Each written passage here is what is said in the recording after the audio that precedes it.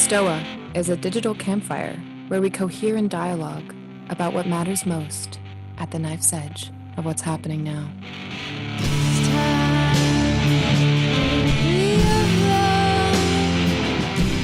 All right, everyone, welcome to the Stoa. Peter Lindbergh, steward of the Stoa. Stoa is a place for us to cohere in dialogue about what matters most at the knife's. I just got confused by the chat. Oh, he cut off. I forgot my intro, but today we have David Fuller here, Sensemaker in residence for the month of December. And this is an Un-Masterclass on how to broadcast in the Sensemaking web. Last week was the kind of the launch of the series. We had a really great conversation. And today we're going to continue, and we're going to have a theme, which David will introduce in a moment. He'll share his thoughts. I'll warm him up, and then we'll have some engagement. It'll be a slight variation of the Q&A. If you have a question, throw it in the chat. Have question before it, or a cue. If you want to make a statement, because this is an Un-Masterclass, if you want to contribute to the collective wisdom, just have an S in front of it, and I'll call on you. You're going to mute yourself. And it might, since we have about 30 people here, it might be informal, so we might do popcorn style, and we might have group breakouts as well. And we're here for a total of 75 minutes. So that being said, David, welcome back. I'll hand it to you, my friend. Hey, Peter. Thank you. Yeah, welcome back. There's a few familiar faces, a few new faces. So for this session, I'm going to do probably 10, 15 minutes at the beginning about narrative, sort of narrative structure, writing for television, and some of the sort of key things. And I'll also cover a little bit of kind of interviewing styles as well. And as Peter said, this is an Un-Masterclass, so I'm kind of presenting the skills that I've picked up over about sort of 20 years of being a journalist, but I'm still pretty new to the alternative media scene, to sort of YouTube, and I think a lot of us are trying to figure out how to do this.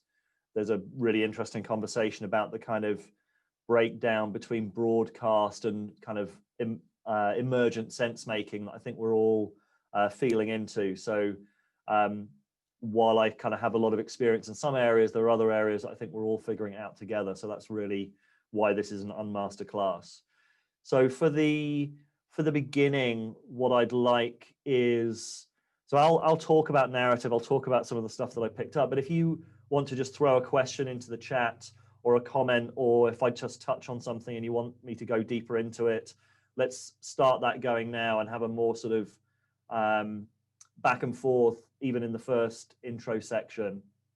And then after about 20 minutes, we'll go into more of a Q&A. There were some amazing questions given in the last session. So there's plenty of material that we've got that we can kind of pick from, or we can also take from stuff that people come up with now and put into the chat. So we'll sort of maybe have a mix of those two. Cool. So for those who were not in sort of last week's session, my name's David Fuller. I am the founder of Rebel Wisdom. Rebel Wisdom has been going for about nearly 3 years now, mostly making documentaries, films, interviews. Before that, I was making documentaries for about 5 years.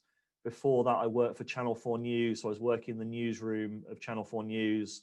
Before that, I was at the BBC. I actually started out on News Online and doing CFAX, sort of news for the pre-internet era. And I may be one of the, I wouldn't be surprised if I was the last person who got their start in journalism in sort of CFAX, teletext, for anyone from the UK who knows what that is.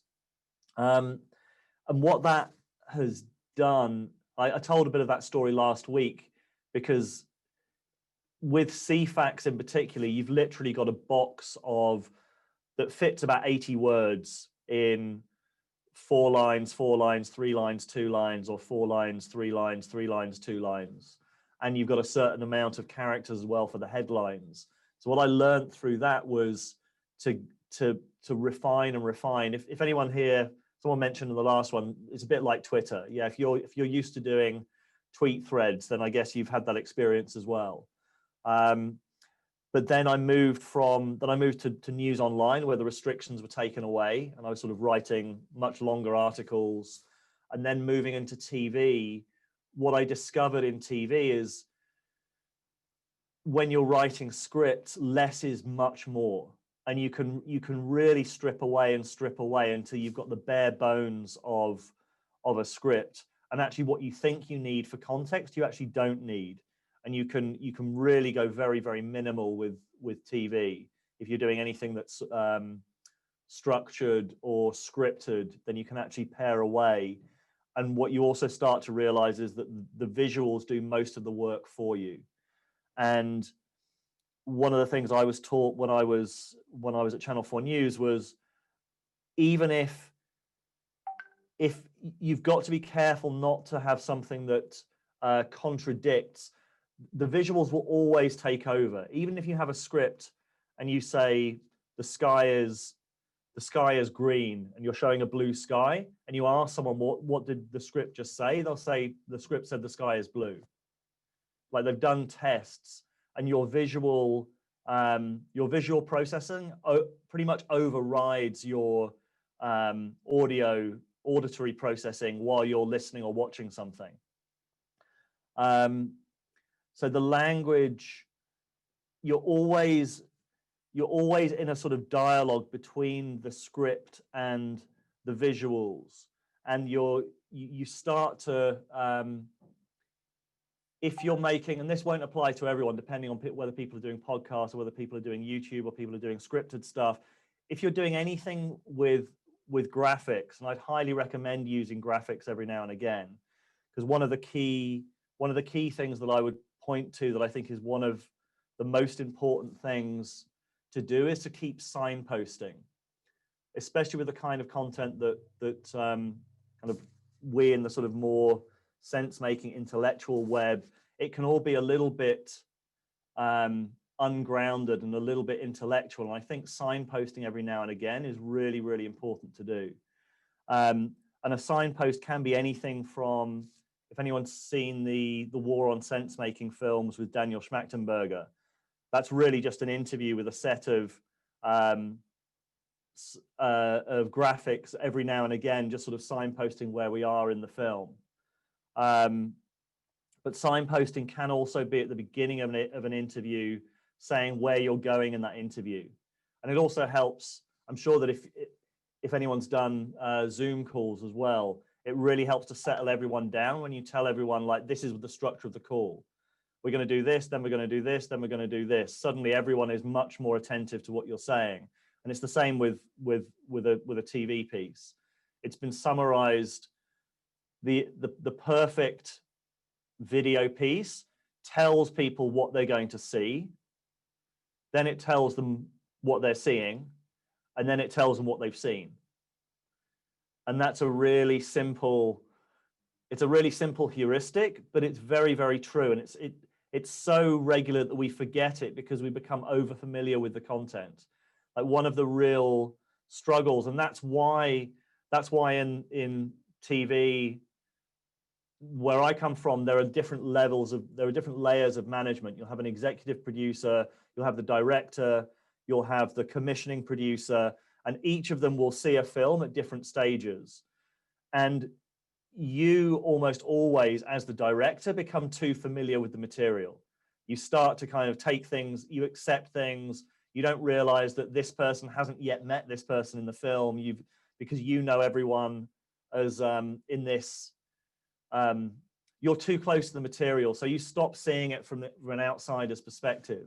So I tell you, there's one thing that everyone should do is establish some kind of relationships with others where you can have that outside eye on any piece that you put together, because you'll realize you've just forgotten to set up a certain piece of content. You just haven't really introduced someone properly, or you've taken for granted something that you know so well because you've been immersed in the material. And I even used to work with some executive producers who refused to watch the film more than a certain number of times because they wanted to avoid getting over familiar with the material as well. And this is something that I think the TV world or the kind of traditional broadcast world still has over the alternative world. Because I think so many of us are just in our little narrow things, making our own content, and we then get kind of quite precious about it, or we just don't think in those ways. Like, can I just get someone else to watch it in a sort of semi-formal way, who we've completely empowered to give us like really brutal feedback? Like, can you have those relationships? That would be something that I would really recommend for anyone going into this process, is to establish those maybe reciprocal processes with others who are in similar spaces, so they've got the context.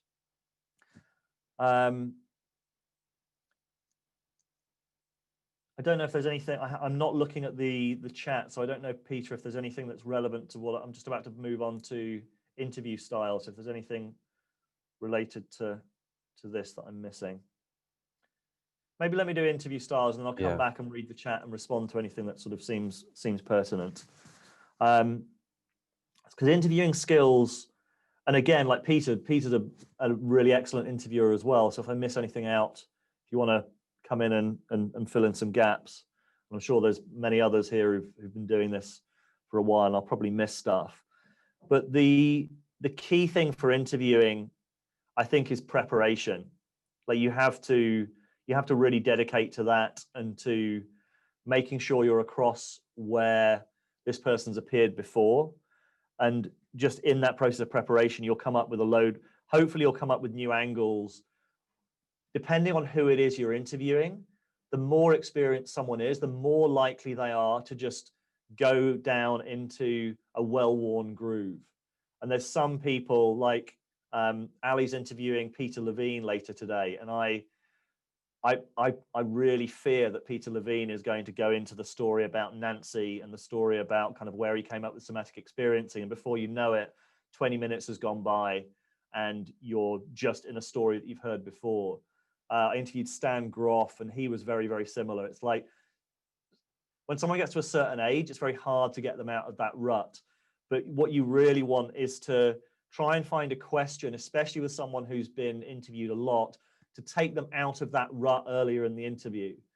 But also, it's a delicate thing, because you also want to you need to cover a certain number of the basics. Like, if someone's watching an interview with Peter Levine or Stan Groff and they don't know who they are, you've got to cover who they are. But what you want to do then is to find a way of covering the basics in a way that also puts them into a new exploratory frame, and not get them into their well-worn patter. One of the key thing is also framing for everything and anything. It's now. So with Peter Levine later on, my suggestion is to open with polarization. So Peter Levine, for those who don't know, Peter Levine came up with somatic experiencing. He really works with the nervous system and conflict. It's like, okay, why this, why now? And that's a real thing that, for me, that's what rebel wisdom is, or what have tried to make it, is taking all of these deep philosophical questions or deep therapeutical questions or kind of models of the body, and saying, okay, why is this applicable right now? What is it about our culture right now that makes this hugely important? We talked about the shadow in the previous session. Aaron was there. We talked about the shadow. Like, that's a perfect example. Like, for me, this is the age of the shadow. This is what the sort of decentralized media has, like, the nature of that decentralized media has meant that all of the things that we thought were kind of not part of our narrative are now kind of growing in between the cracks of our consensus reality. And that's a process of kind of adapting and integrating the shadow. That's what's happening at a kind of wider scale. So I'd always think, like, how can you frame your guest, and how can you frame your thing in a way that makes it applicable to right now, makes it kind of almost existentially imperative for right now, if you can. Because I think the kind of topics that we, as a kind of broad group of people in this kind of unnamed meta web sense making space, are all interested in those bigger questions. But how can you take that big question and distill it down to something that means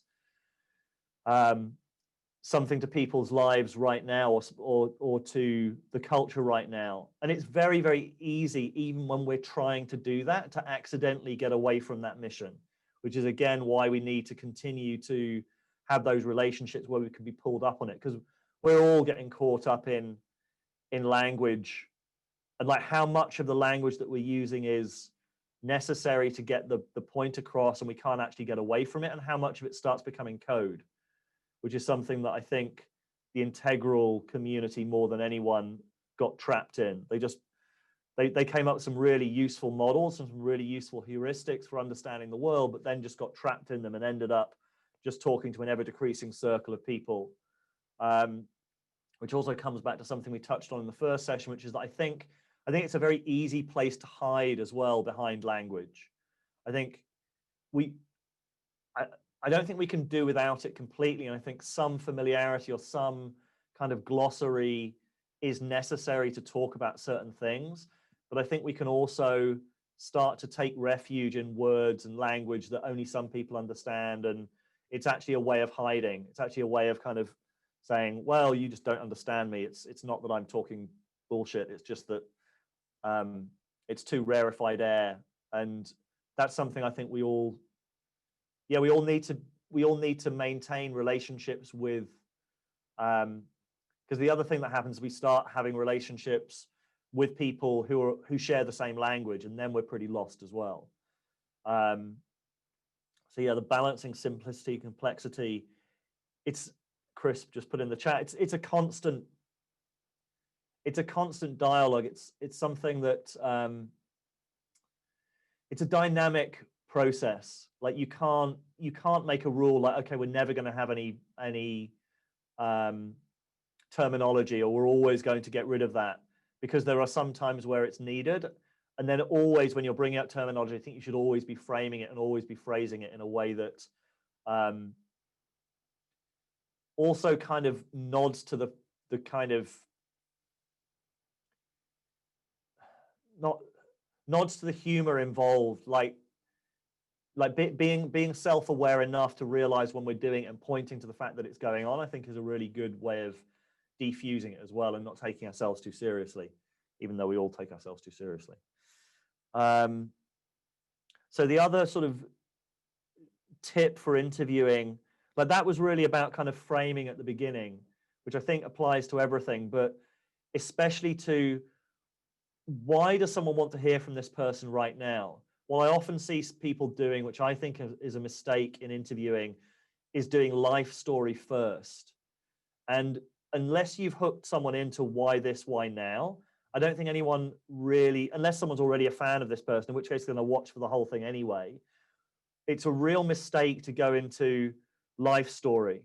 Like life story should emerge naturally, and it can happen after 3 or 4 questions once you've already got someone hooked in. But if you're going there right at the beginning, it's like you're going to lose a lot of people. And I think doing it in a really smart way helps as well. Like, is there a question that you can ask that goes into life story, but also applies it to something current, rather than saying, where did this thing come from? You could ask, similar to Peter Levine, this seems really relevant for right now. This model's worked really well here. How does the origin story relate to that? Or what are the similarities in where this came from and the culture right now? And so he's kind of telling the story, but he's also kind of trying to make it relevant to something, and he's not just going into a kind of a well-worn groove. And the other thing that I see, and takes a lot of practice actually, I was going to say I see a lot of people getting this wrong, but it's actually very easy to do, to ask closed questions versus open questions. Open questions are just, they're the gold dust, and it's the difference between, that's a question that you can't answer yes or no. There's a question, so where did this come from, or what were you thinking when you first came up with this idea, or something like that, that means that someone's going into a story, going into unpacking an experience, rather than saying, Well, is it like this? And they can just say yes or no. And the open questions is also a process of really getting into a place of kind of accepting, putting ourselves into a place of knowing that we don't know the answers, because open questions work much better if they're genuine. Like if they're just set up for you to say a certain thing, then there won't be so much of a kind of exploratory feeling to the conversation. Whereas if it's an open question that I'm genuinely curious about, it will have that quality of curiosity as well. And it also takes us out of the place of, we really want to get away from that sense of performance anxiety of wanting to pretend we know more than we do. So I think, for example, one of the best interviewers is Joe Rogan, because Joe Rogan knows that he doesn't know all the answers. And someone like, I'm trying to think of an example, but I'd say a lot of mainstream journalists are constantly signaling to other journalists that they know what they're talking about. So they're putting a load of kind of stuff into their questions that just show, I know what I'm talking about.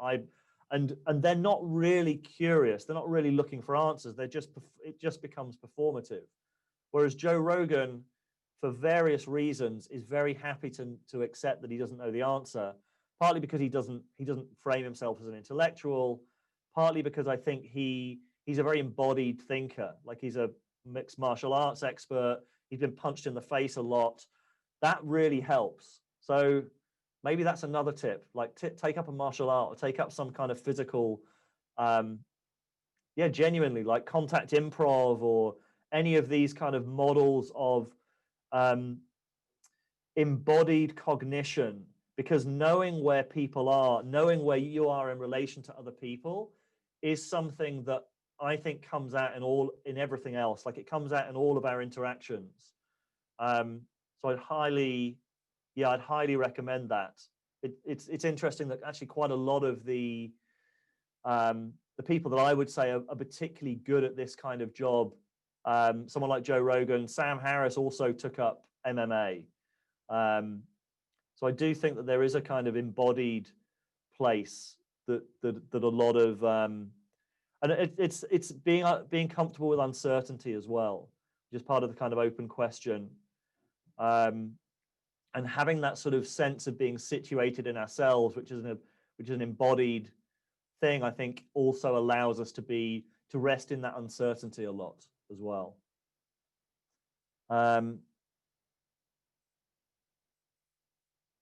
So yeah, I think if anyone's got any other questions about interviewing skills, I can go. Is there anything good that came up in the chat, Peter, that you saw?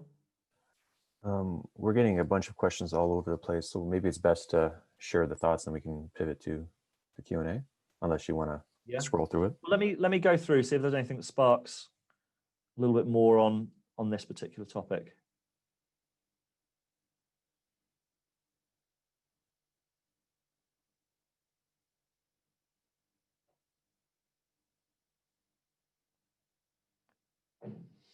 Yeah, that's a good question, Adam, asking how do you balance preparation and not having it feel too over prepared. I think that's a really good question. I mean, I don't think I always get the balance right. I actually prefer to have a set of questions, and I feel like I slip into that a little bit more than I would like at times. But I would say that the key is to structure the beginning, like structure the beginning much more. What if you cover the areas that you need to go at the beginning, and you've built, I see it as almost like building the foundations. If you've built the foundations of who this person is, why you're talking to them right now, then that gives you an enormous amount of freedom later in the conversation. So I'd say the structure, there is a balance between structure and freedom, but I think by building that structure in, and you can also do it afterwards. I mean, a lot of the time you'll if you're doing a podcast or you're doing a YouTube film, it helps to just do an intro afterwards. And one thing that I've started doing with quite a lot of them is just finding sort of clips from further down. So So do the intro and then put a clip. Say, we talked about this, play a clip. We talked about this, play a clip. We talked about this, play a clip. And then you start the interview, and that gives a little bit more space. So then you're basically signposting and trailing a lot of stuff that's happening later in the discussion. You've also kind of shown, you've hopefully got some of your best bits higher up at the top. And then it gives you that freedom again. You've covered a few bases, and then it gives you more freedom later on in the conversation to go in different directions.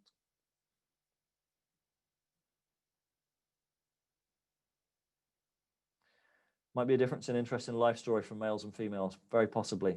Maybe this is. It also depends how the podcast is framed as well. Like some podcasts are very much framed around, this is what we're doing. We're here to really dig into someone's life story. We're here to dig into someone's origin, and that's what we're here to do. I think, and I'm framing it very much around a kind of, I guess, a sort of newsy, current affairs-y kind of bias, which is where I'm coming from. It's like, and it's very much my thing, is like, why this, why now? But I do think a little dose of that in moderation is helpful for in the information economy, when it's harder and harder to get people to pay attention. I think explaining why this, why now, and also being really clear about who our audience is and who our audience isn't is really important, because you can also go too far the other way where you're trying to become too much like all things to all people. And I think being really clear about who that is, why that is, and then that being coherent with all the rest of the branding and the rest of the framing of everything you're doing, I think is really important.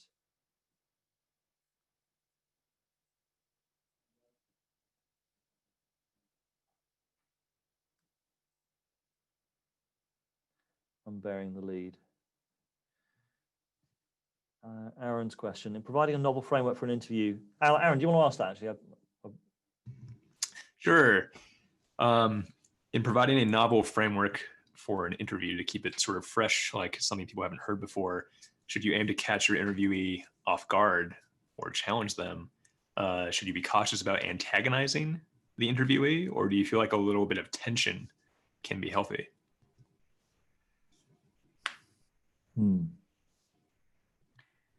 It really depends on the interviewee. I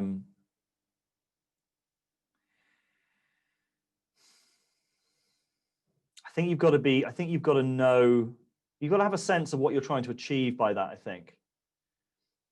And a sense of who, like the characteristic of who the interviewee is. Like the most combative interview I've done was with Dave Rubin, I think. And I just felt like I had to, so I basically challenged him quite a lot on his tendency to frame his guests as centrist when they're actually kind of quite far right, and being very selective in the way that he, in the way that he frames his guests. And I felt, I knew it wasn't going to be pleasant, and it wasn't that much fun, but I just felt like I had to do it, because one of the responsibilities, like Dave Rubin's a pretty big name, and he also says no to anyone that he thinks is going to do a difficult interview with him. So I knew I had an opportunity that few other people had. And I framed it, and I built up to it in a way. I actually kind of built a little bit of a trap for him at the beginning of the interview, because I basically got him to buy into the frame that it was important to challenge, it was important to ask these questions, it was important to live up to our values, and for him to agree to that. So then I kind of went into, well, there's these occasions where I don't think you're doing that. But that was a very different, that was an interview as a holding to account, and I don't think many of them are. And the simple fact is that it's very difficult in this. It's a lot easier if you're a journalist at New York Times or Channel 4 News or BBC to be combative, because it goes with the territory, and no one's going to say no to you if you're coming from one of those institutions. Whereas if you're starting out on a platform where anyone can say no to you, there are issues with developing like a really confrontational interview style. Like there are people that will say no to you in the future. Like that has happened. I know that that's happened because of a couple of the combative, that one in particular. And you've got to kind of balance. You got to balance. I think you can ask questions in a way that is not. I think you can ask questions in a way that is challenging without being deliberately confrontational. Ruben is a different character because he's actually a bit of a narcissist and he's a bluffer and he's difficult, and I knew that going in. I think most people who are actually good faith actors, you can push a lot more than you realize, especially if it's done in an intelligent way. Like I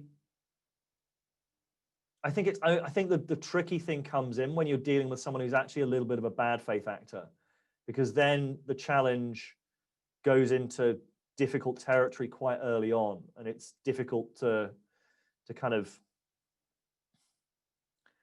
Yeah, I'm thinking about there's another interview that Joe Rogan actually did with Stefan Molyneux, where he put Molyneux is kind of basically borderline ethno-nationalist, and he did a pretty good job of putting him on the spot and came back, but he had to come back again and again, and had to, like, someone had to have done a load of research because Molyneux was basically bullshitting him all the way along, lying about a lot of stuff, and Rogan challenged him. He did the same thing with Candace Owens. Like, if you're dealing with someone who you're trying to hold to account, and it's a kind of confrontational interview, it's a very different dynamic, and it's massively complicated by the fact that people can say no to you if you're not from an organization that can kind of empty chair them or put them on the spot by saying, we asked this person for an interview and they said no, and look meaningfully into the camera and actually mean something, which it doesn't really even mean that much nowadays in the news business. So it doesn't mean much if someone on YouTube says it.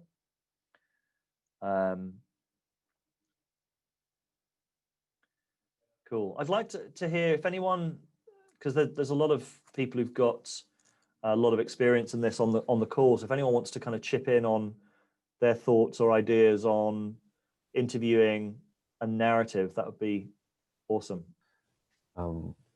Yeah, there's a few people I'd like to take in. I'd share a thought, and maybe it's could be a question for you, David, as well. The two things that are alive for me is narrative in terms of a particular interview or an episode that gets released, and the narrative of sort of the entity of Rebel Wisdom, of say Emerge. Daniel Thornton, I really appreciated how he handled the Emerge podcast. It was like the hub of sort of the Sensemaking web for one point in time, and he had a certain theme, and he actually named it simply the Emerge, so he could pivot, and then he did do a couple of pivots throughout the thing, so it's like a chapter in the whole kind of the podcast itself. So I'm curious about the relationship between the narrative of the kind of the podcast, the entity YouTube channel, and the narrative of each like interview or session, and how they relate to each other. And the other thing I'm curious what your opinion on, is related to the Dave Rubin thing, is sort of the fine line between reporting on the culture and shaping the culture. Because a lot of us here in the Sensemaking web, we want to get the message out, boost the signal for a reason. And it's not just sort of like factually reporting on what is.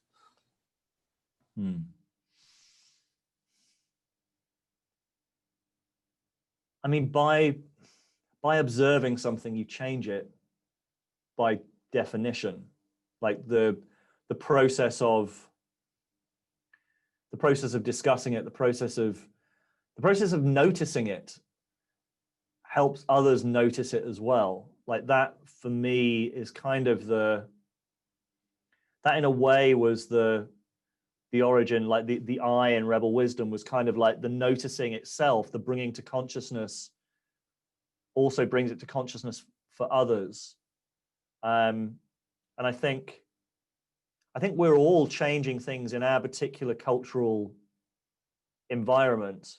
Like it just depends how big that cultural environment is. Like you're changing people's by featuring someone on the Stoa, you're bringing it into the collective consciousness of the people who are in that session, and maybe the people who then watch it on YouTube. And I guess on Rebel Wisdom, we're doing the same, but it's still pretty. I mean, it's still pretty marginal and pretty tiny in terms of the wider cultural movement, like compared to mass media or compared to sort of broader cultural movements.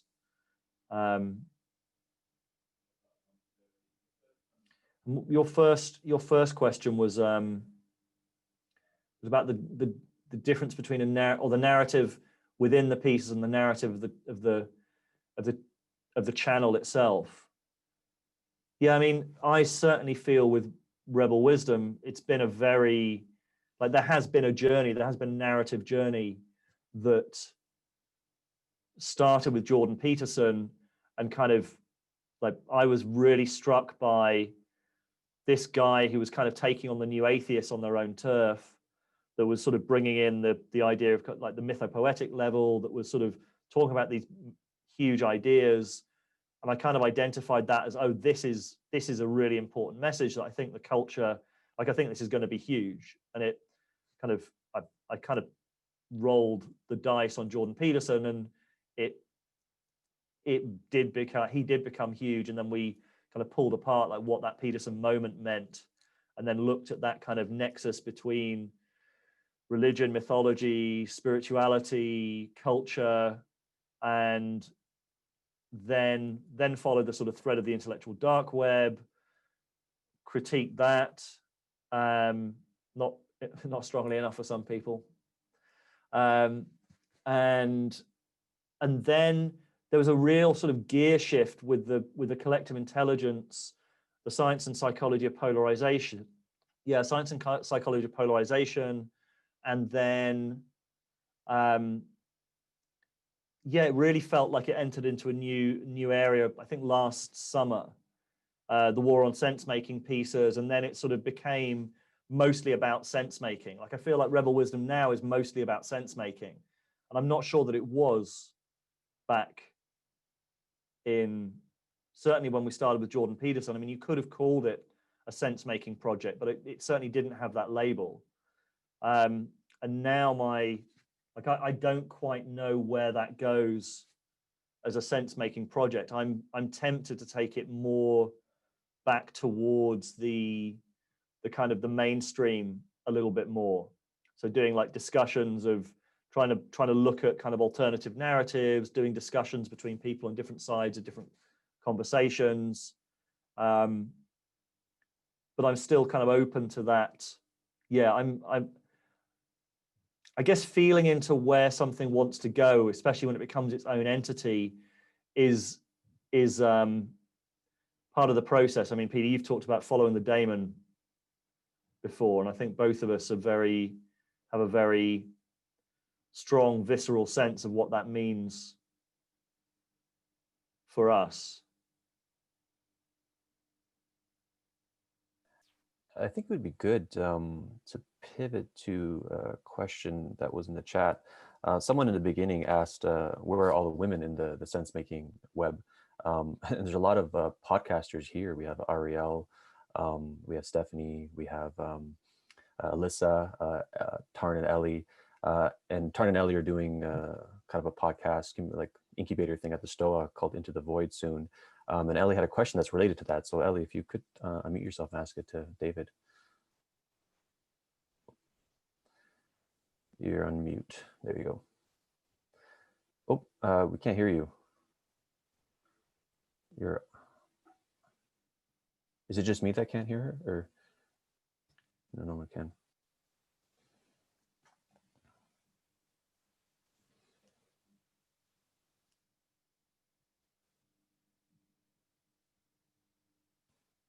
No.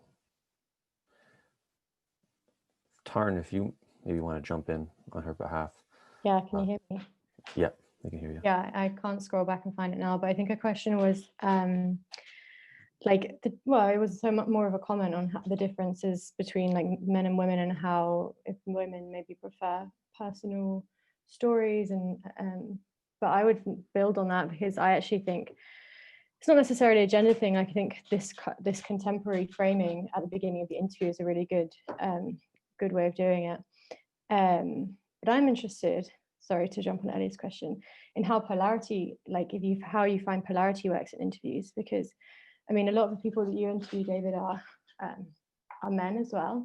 And I wonder how if it's been different for you when you interview women, and because like when I'm interviewing men, there's definitely, it's hard to like get around the fact that I have a softer way of engaging with people, and like I find that I like quite easily slip into this quite receptive, like intellectually receptive mindset where I'm just kind of like absorbing information. I don't know how this happens. And then sometimes when I'll speak to women, like kind of women that I like vibe with intellectually, that doesn't happen so much. And I tend to have a bit more fire and a bit more like masculine energy.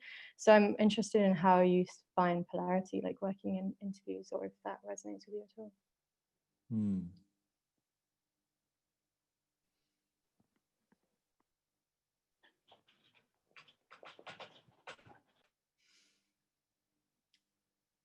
Yeah, I mean, I think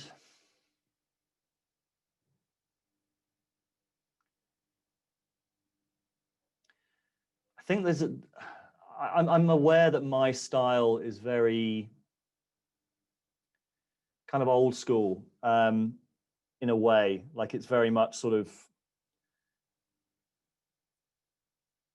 quite structured.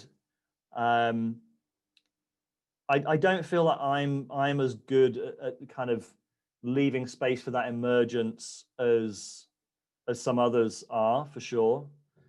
And I think there's a lot of room for different interviewing styles. And I think there needs to be different styles, because once you've heard, like in a way, especially if someone's been doing quite a lot of different interviews, you want to hear the life story. Like, how many times have we heard from Daniel Schmachtenberger? How much do we really know about kind of his inner world, or his lifestyle, and or how that influences the way that he shows up? And like, those are questions that I think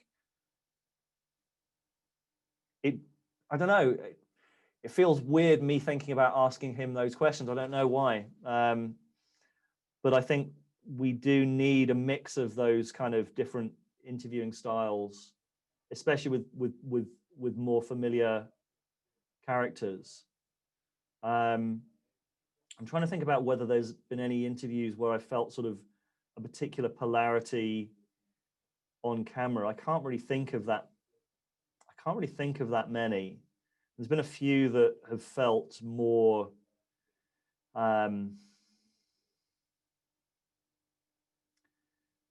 combative than others, but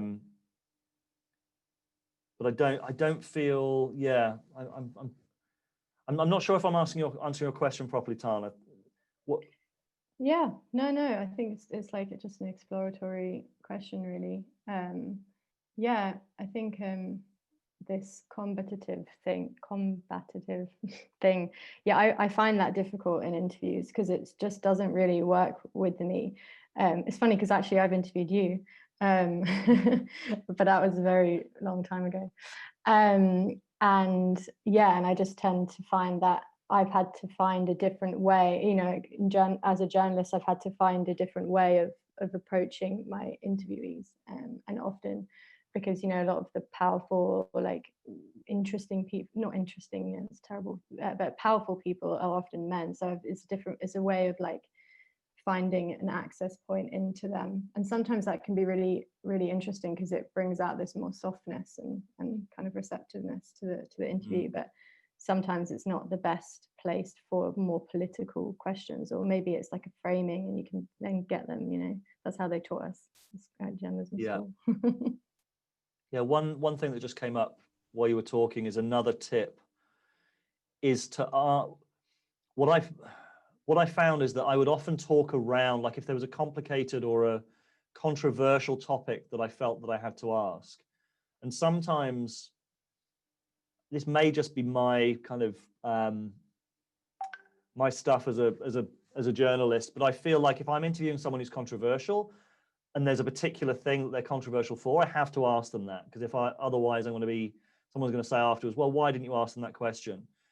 And what I found is that I would often kind of pussyfoot around it a little bit, and then we'd get a kind of more of a digression. What I found is that the more on the nose you can make the question, especially if you can do it, and there are some people that might say ... the more concise, the more direct the answer will be as well.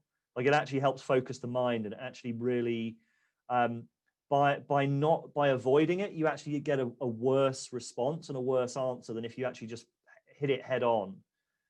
And what I find is that the answer just becomes way more concise, way more intelligible, and much better. It's a much better interview. But it is a sort of combative style that one thing isn't the that's only style by any means.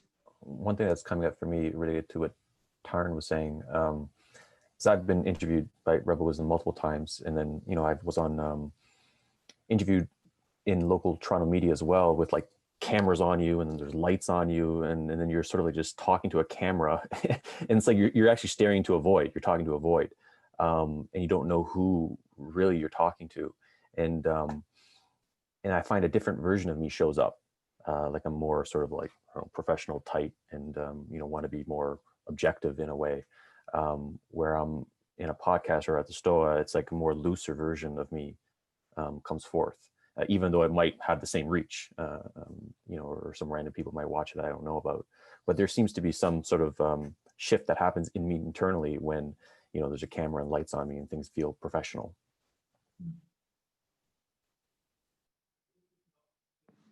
Did you have someone else you wanted to tag in, Peter? Stephanie Lepp, you said you had a follow-up question. Yeah, I just wanted to say, yeah, I think this question of how to ask people hard questions, or how to kind of hold people to account in an interview is kind of the question, like the mimetic fault lines, so to speak, like really often only meet in the context of an interview when these different tribes are kind of interviewing each other. So I think we really have to learn how to, the way I call it is hold up a gentle mirror. And I think there's a huge opportunity here. And I mean, just to name another recent example, Joe Rogan just had Alex Jones on again, right? And there was this whole hubbub about it. And the question was framed as whether Spotify should or should not let Joe Rogan host Alex Jones. But are those really the only options? Like, have him or not have him? Or is there a way to have him, right, that would actually kind of start to work through this stuff? And I think, one way would be to, and both parties would have to agree to this in advance, but one way would be to have an anti-debate, which I know you've talked about a little bit on this channel. In a traditional debate, opponents kind of like defend their perspectives for the win, whereas in an anti-debate, the participants kind of work together to integrate their perspectives and find precisely the points of contact that are lost in a traditional debate, or just even thinking about it as simply as like, under what circumstances is what the other person saying true? And like each side really having to answer that question. And so, yes, of course, both sides would have to kind of agree to this in advance, but I would love to see more. There are more options than just platform the person or not platform the person. And I think this is something we need to really learn how to do. And I think it could be really fruitful as we learn how to do it. Yeah. Although I would say that Alex Jones is probably the person to test to destruction. Yes. He's probably not he's not the person to test it out with. I mean, it's an interesting, like, Joe Rogan's been through quite a long journey with Jones, because he had him on and didn't ask him about Sandy Hook, and he got a lot of stick for that. And then he had him on and did ask him about Sandy Hook, but Jones just is he tried to hold him to account, and Jones just showered bullshit all over the studio, refused to stop talking, overwhelmed any attempt at sort of guardrails that Rogan was trying to put up. I've actually, that 30 minutes of audio, I've actually listened to that many, many, many times as part of writing a script that I wrote for Alex Jones. It's actually an incredible, it's one of the most amazing 30 pieces of audio. Alex Jones almost gets there multiple times. You can tell he wants to go there and he's hurting. And then he kind of keeps, it's a 4-hour interview. They did that in like the first 30 minutes and then they moved on. And throughout the 4 hours, I actually did force myself to listen to the whole thing. Jones does kind of keep like coming back and like, it's like he wants to do it, but he doesn't know how. And so, yeah, it's going to be messy. It's, you know, it's going to be circular. It's not going to be linear, obviously. And especially when it's happening in public, right? Within the context of a show. But, you know, yeah, I think it behooves us to, yeah, again, obviously think beyond having him or not having him and ask, how can we have him or how can we have them or how can we do this? You know, and at least move in a direction. Ariel, you had a follow-up. Yeah, I'm almost wondering in this area of like being challenging or confrontational with the guests, like it might be an area where female hosts have an advantage. I mean, on my podcast, we've had lots of debates and like fiery conversations with guests, and they've generally been like, I don't know, it's kind of like what David said before, like when someone's a good faith actor, like feel like you can push them a lot more than one might think, but it's, I don't know if it's maybe that it's like a female interviewer, or maybe there's like a way, like there's kind of a way of like confronting someone or like challenging them and then kind of pulling back and like taking the conversation in a more collaborative direction and then coming back to an area of challenge, or doing it in a way where that incorporates like jokes and humor, maybe can lighten it a bit for people. Yeah. What's your show called, Ariel? Oh, it's on hiatus at the moment. That's a good name.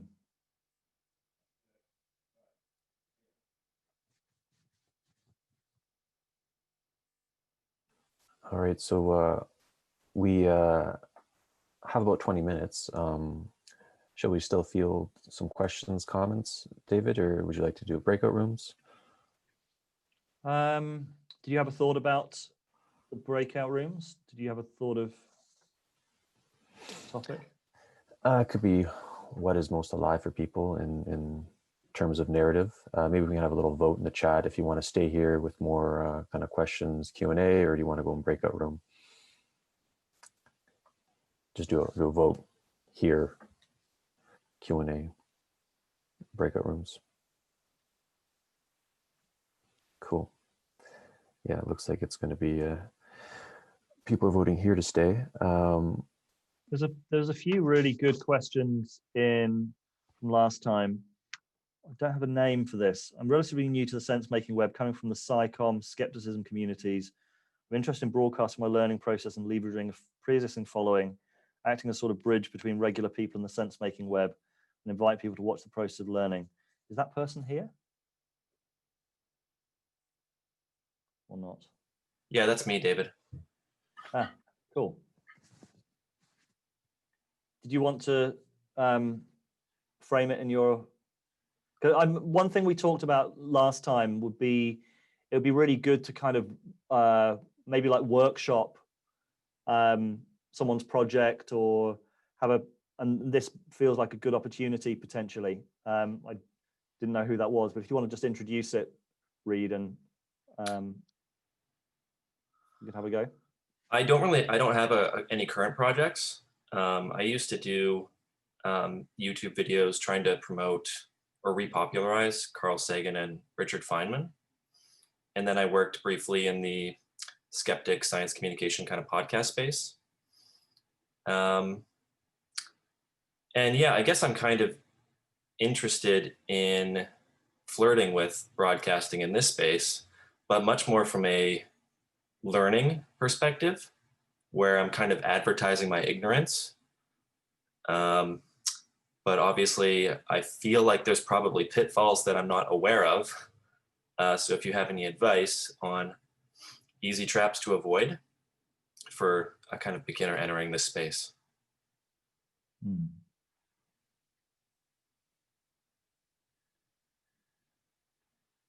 I'd say the first thing is to produce something of value to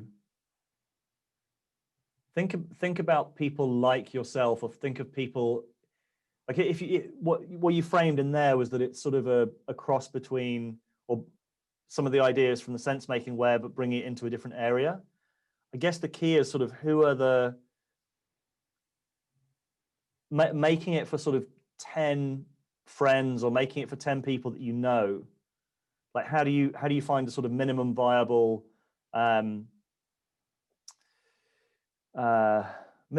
product for a kind of, what's the word, sort of like the smallest viable tribe, focus group, that was the word I was looking for. I'd say start with that potentially.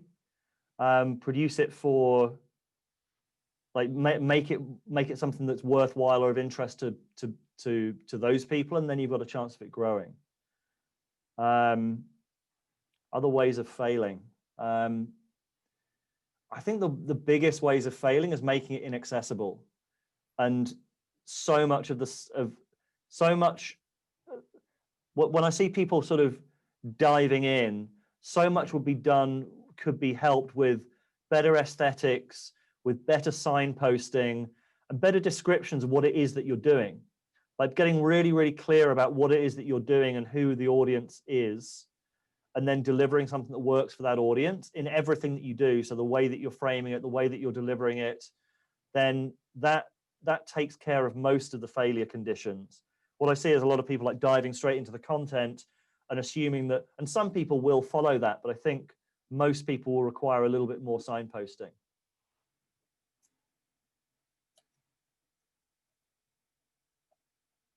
Smallest viable tribe, that was it. Thanks, that's helpful. Thank you. And David, if you want to have a guinea pig for the next 15 minutes, Aaron volunteered himself.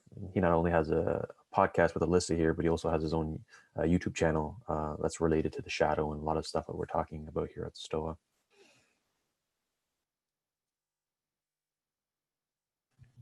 I'm not sure what I volunteered for, but I wonder if it might be worth, Aaron, rather than us doing it here and now, if you want to send me the links, and maybe we could do what Stephanie suggested, and maybe 2 or 3 people could send their projects, and I can have a look at them in between now and the next session, and do sort of a little bit of detailed, because I can give you some ideas now, Aaron, but I prefer to sort of look at the site, kind of, then I can say something meaningful about the aesthetics or the language and stuff. I mean, we did talk briefly about this last week, and I remember I spoke to Ali, my colleague, afterwards, and he said, oh yeah, well, the Doshin Roshi section of our online course is by far the most popular. Like the shadow aspect of our online course is the bit that people seem to like the most. And we were sort of talking, well, you could market it as almost like for the sort of, there's a way of marketing it as a kind of like new fitness frontier. Like it's you've worked out, you've done that, right? Are you ready for like Tough Mudder or something like that? Which is like, really, are you ready to really confront yourself? Shadow work as the next sort of the next fitness, inner fitness. Like this is a conversation we've had a lot. It's like, how do you make emotional fitness, emotional health as attractive as something like CrossFit? Like whoever can crack that's a big opportunity. That's a big market.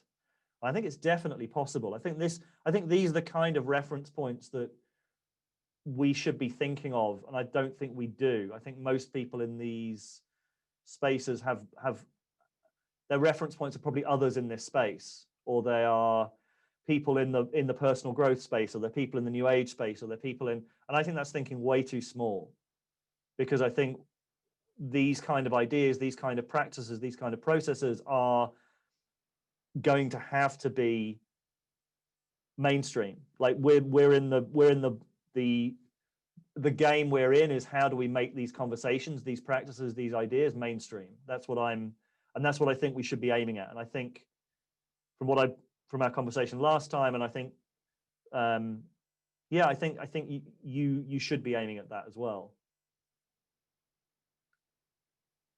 Maybe you are. I haven't looked at your work, so I might be teaching grandma to suck eggs.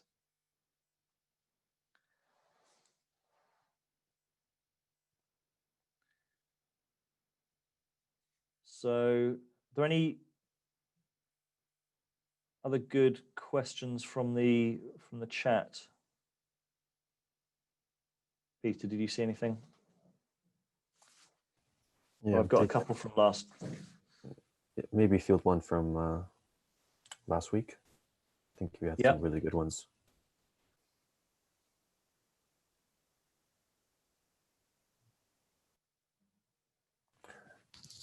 There's a question that Stephanie just asked, and I'll read it on her behalf. I quite like it. I'm curious how Rebel Wisdom has changed you.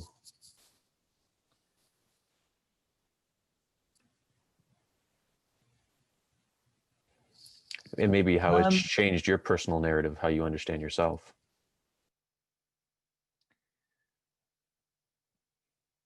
I feel like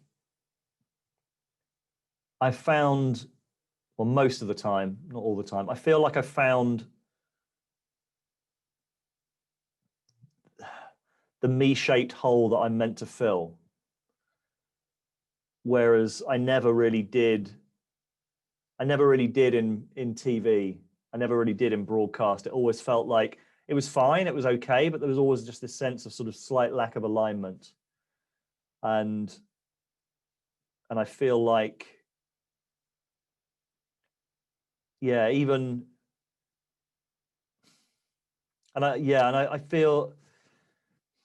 feel like it has changed me. I also feel like a real sense of needing to grow and develop more as well. Like I feel like I'm at the edge of my, like I'm not particularly comfortable with like I'm not a natural at interviewing. Like I'm not a natural at, I think I'm good at a lot of different things. Like I've got the technical skills, I've got the TV skills, I've got the experience, but I feel like my edge in a lot of different areas. And I feel like the next stage of Rebel Wisdom is going to have to be a process of kind of self-growth. I don't like disagreement all that much. Like given that that's kind of the where it seems that the whole topic of mediation and kind of disagreement, it's not something I'm particularly comfortable with, and it's something I'd like to get more comfortable with. Yeah, it's. But I also say just one extra thing. Like I trained as a counselor, and I feel that's the one thing that I've done that I felt has made me a better interviewer at my best, is just being able to sort of to leave a little bit more space and to work a little bit more on the connection with the person that I'm talking to. Like those are the transferable skills that I don't think would have been as useful in kind of documentary maker. The thing that came up is to circle back to the narrative between the channel in relationship with the narrative between for like a particular interview. It's also like a trifecta maybe, and the narrative, the personal narrative that the person has, and how that gets transformed by the journey.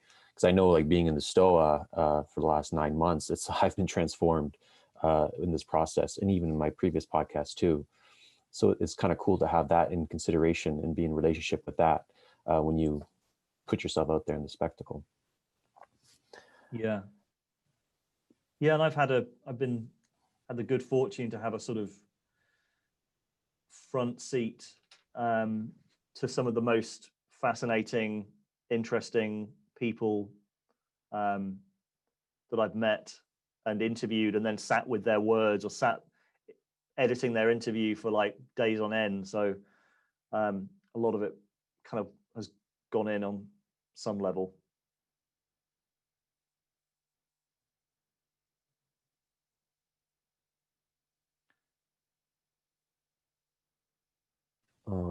Good cop.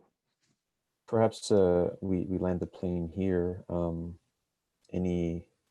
you want to field another question? You want to make some closing thoughts, David? Yeah, maybe just, we talked about throwing this in, and maybe just see if there's some thoughts from the group. Like, there is a dialogue, there's an interesting dynamic going on between the broadcast and the emergent sense-making space. And it's one that we've talked about quite a lot. And it's like, what is the relationship between the two? And I'm really interested in how there was a few questions from last week asking where does participatory sense making become content? And that's a really open question I'm really interested to hear some thoughts on. I think, like, where have you seen it really work? Where have you not seen it work? Are there ways that these two mediums can, because there's ways that I can see where they're in conflict with each other, but are there ways where this medium can start to it can start to become generative and constructive rather than just in tension with each other?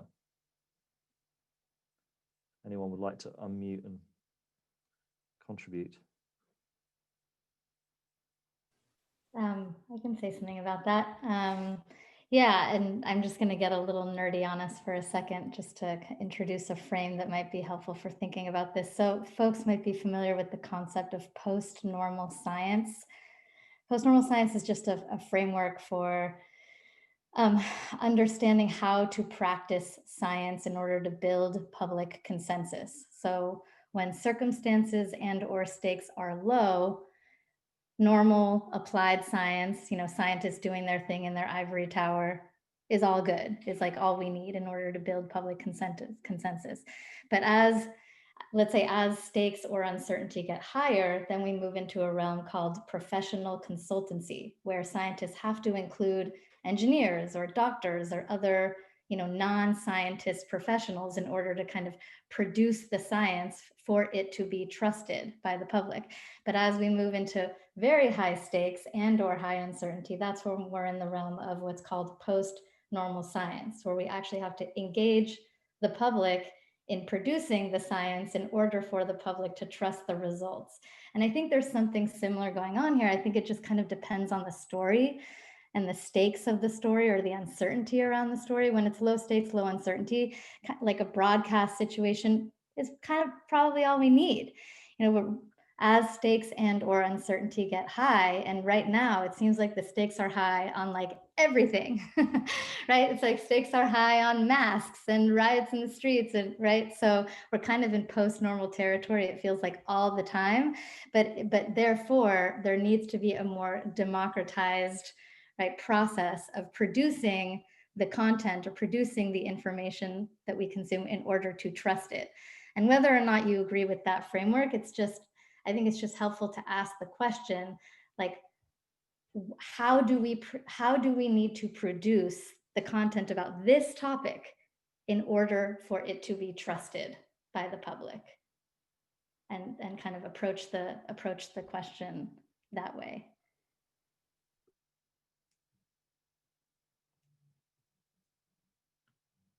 Anyone else want to contribute before we close? Stephanie said just brought something up for me. In terms of audiences, I don't, and I'll fully admit ignorance about most of things that comprise the sense-making web, but I wonder how much is geared towards children. Like, how do we help young people approach sense-making so that it's less abstractions that we're exchanging between people who abstract as adults, and more so, how do we help young people come into this in a meaningful way? And I don't know, but it came up for me as Stephanie was talking about developing the trust for what we're creating.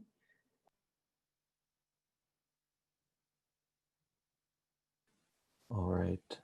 Yeah, I think that's a really good inquiry. The children. We're not thinking enough about the children. How about one more share, and then we'll land this plane.